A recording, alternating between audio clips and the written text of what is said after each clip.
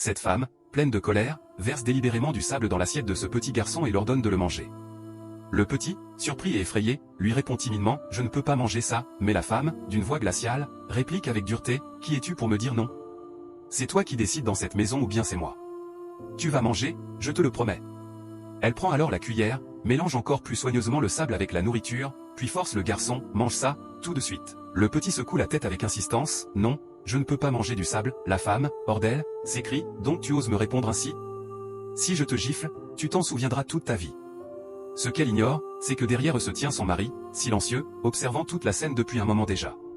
Elle continue, les yeux remplis de colère, « À cause de toi, je n'ai aucune paix dans ma propre maison. » Mais l'enfant reste ferme, tremblant, « Je ne peux pas manger du sable. » Alors, dans un dernier geste cruel, la femme tente de le forcer de nouveau. C'est à cet instant que le mari intervient. Il appelle doucement son fils par son prénom. À peine l'enfant entend-il la voix paternelle qu'il se lève précipitamment et court vers lui, soulagé. La femme, quant à elle, persiste et s'écrie encore, revient t'asseoir et finit ce repas. Le mari, cette fois hors de lui, fait face à sa femme et lui demande d'une voix ferme, « Pourquoi as-tu mis du sable dans sa nourriture et tu veux absolument qu'il mange ça ?» La femme, sans remords, répond froidement, « Parce que c'est tout ce qu'il mérite de manger. » Le mari, choqué et rempli d'indignation, hausse la voix, « Pourquoi es-tu aussi cruel ?» Mais la femme l'interrompt brusquement et crie, « C'est toi qui es cruel. Tu as osé amener cet enfant imbécile vivre avec moi dans cette maison. » En réalité, ce petit garçon n'était pas leur enfant. Le mari, avec fermeté, lui répond « Cette maison est aussi la mienne, et cet enfant que tu vois ici est mon neveu. » La femme, sans aucun remords, rétorque « Et alors ? Même si c'est ton neveu, qu'est-ce que ça change ?» Le mari, indigné, lui rappelle « Tu as oublié que ce petit a perdu ses parents il n'y a pas longtemps.